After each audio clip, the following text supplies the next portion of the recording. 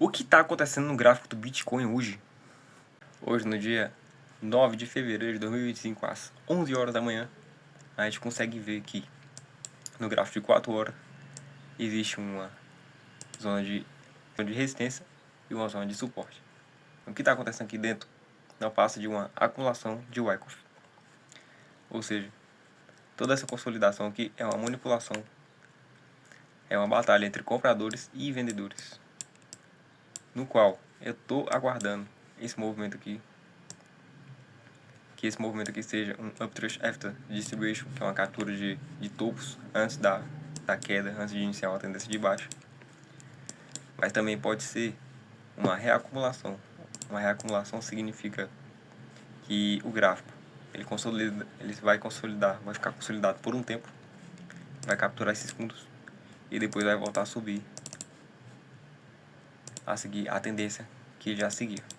Mas eu acredito que isso aqui é uma região de acumulação. Por quê? Porque o Bitcoin, após toda essa alta, toda essa pernada aqui, ele ainda não corrigiu nem 30% dela. E toda correção saudável deve corrigir no mínimo, ou chegar perto de 50%. Entendido no tempo de 4 horas que o mercado está passando por uma região de acumulação e que eu espero esse movimento de alta para capturar os topos e depois começar a cair para uma correção, eu diminuo o tempo gráfico para 1 hora. Lembrando que minha visão nesse mesmo momento, em um tempo menor, é uma alta no preço para capturar esses topos. Eu identifico aqui uma bandeira. Tudo que o gráfico subiu com muita força, como a gente vê aqui, subiu reto demais e começa a cair com essas oscilações, começa a cair lentamente, a gente identifica que a tendência agora provavelmente pode ser de alta. Eu confirmei que essa tendência, essa mini tendência aqui no gráfico de 1 hora pode ser de alta. Por quê? Porque ele quebrou o mini topo anterior, um topo de 30 minutos, e após essa impulsão ele começou a formar essa leve correção aqui em formato de bandeira. O que é essa região OB de 1 hora que eu marquei aqui? Essa região não passa de uma região de oferta. É uma última vela de oferta antes de toda essa impulsão aqui de velas de alta. E se você observa bem, se eu marco Fibonacci desse fundo aqui até esse topo, a gente consegue identificar que ele está buscando uma região de 61,8% da FIBO. Ou seja, eu acredito que ele vai capturar, ele vai tocar esse 61,8 e vai ultrapassar um pouco além para capturar essa região aqui de muita força que existe aqui. Toda vez que o preço caiu aqui, alguém comprou. Toda vez que tocou nessas mesmas regiões novamente, alguém comprou. Ou seja, alguém está comprando aqui com o stop posicionado abaixo dessa linha, provavelmente. Outra pessoa comprou aqui, ou a mesma, e outra pessoa comprou aqui também. Ou seja, o que está acontecendo aqui? Toda vez que alguém comprou aqui, ela posicionou o stop loss dela em algum lugar. Vamos supor que seja aqui, ou aqui, ou aqui.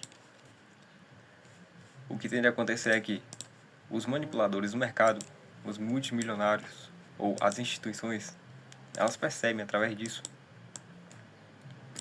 que tem muito stop loss, tem muito dinheiro a ser capturado abaixo desse mini suporte aqui que eu marquei como liquidez.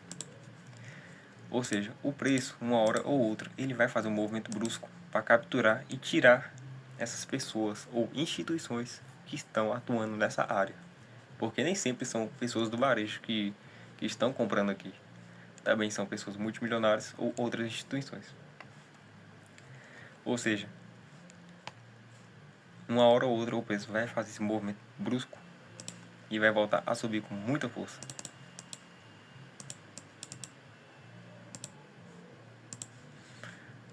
Só que eu só vou entrar se o preço, se o gráfico formar esse padrão aqui, ó, para eu entrar de uma forma mais segura. Por que eu vou querer entrar nesse padrão?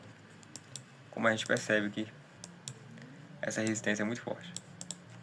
E antes dessa resistência, o mercado estava vindo em uma tendência de baixo, quebrando cada vez mais fundos. Entendido a lógica de que existe dinheiro, que existe um stop loss de pessoas que estão posicionadas aqui, pessoas ou milionários, baleios, sardinhas, que estão posicionados aqui, acreditando que o preço realmente vai respeitar, vai continuar respeitando aqui e vai voltar a subir com muita força, acreditando nessa hipótese de que o preço pode capturar esses stop loss, eu vou querer não só aguardar que o preço rompa esse pequeno suporte para capturar a liquidez, eu vou querer não só que o preço toque aqui, mas eu vou querer também que ele confirme para mim, em um tempo menor, um pequeno alinhamento de fluxo. O que é o alinhamento de fluxo? Se eu quero que o preço suba, se eu acredito que o preço pode subir, eu quero que ele rompa um topo anterior válido. Ou seja, se o preço fizer esse movimento e romper um topo anterior de tendência de baixa, isso vai me dar um sinal de que a minha análise realmente pode estar certa. Isso aqui vai funcionar como uma confluência para mim entrar quando o preço corrigir essa alta que vai quebrar esse topo e aguardar a alta. Ou seja, tudo que o preço formar uma liquidez ou uma resistência, ele vai querer romper essa resistência ou suporte para capturar e mitigar uma área de oferta que a gente está vendo aqui. E por incrível que pareça, para que vocês percebam que realmente o preço realmente manipula, realmente respeita, ele primeiro faz os varejistas ou outras pessoas que operam multimilionários acreditarem que essa zona aqui realmente é forte. E depois, com um movimento muito brusco, que pode ser a qualquer momento, ele captura essa liquidez, mitiga uma zona de oferta e volta a subir. Essa é a minha visão nesse tempo de 1 hora. Mas é claro que quando chegar aqui eu vou diminuir mais ainda para procurar esse mesmo movimento aqui em um tempo de 30 minutos, 15 minutos e depois subir. O que acontece depois disso? Vamos supor que o mercado capturou essa liquidez e mitigou essa zona de oferta. Tocou nessa zona de oferta. Eu boto meu stop loss abaixo desse topo, desse fundo válido que a gente vê. Desse pequeno fundo aqui. Esse é o novo alvo. Esse é o nosso alvo de stop loss. E o nosso alvo de take profit, eu vou pegar essa ferramenta aqui, extensão de Fibonacci, projeção de Fibonacci, colocar no topo e botar até a correção. Vamos supor que o preço já tocou aqui e eu executei minha ordem. Eu boto aqui a minha projeção e boto meu alvo no mínimo em 100%. 100% dessa projeção de bandeira. Eu fico com um trade 10 para 1, ou seja, eu estou arriscando o meu valor, o valor investido, para ganhar 10 vezes ele, 10 vezes o mesmo valor investido. E outro motivo para eu botar o meu take profit aqui é que a gente consegue ver que aqui foi uma região muito negociada, onde o preço andou de lado, onde aqui houve uma batalha entre compradores e vendedores. O que acontece aqui é que se a gente pegar essa ferramenta aqui, ó, perfil de volume range fixo, que ele serve para ver onde houve áreas mais negociadas e onde o preço provavelmente pode tratar essas áreas como uma zona de suporte ou uma zona de resistência. Clicando do topo até o fundo, a gente consegue ver que aqui existe uma possível resistência.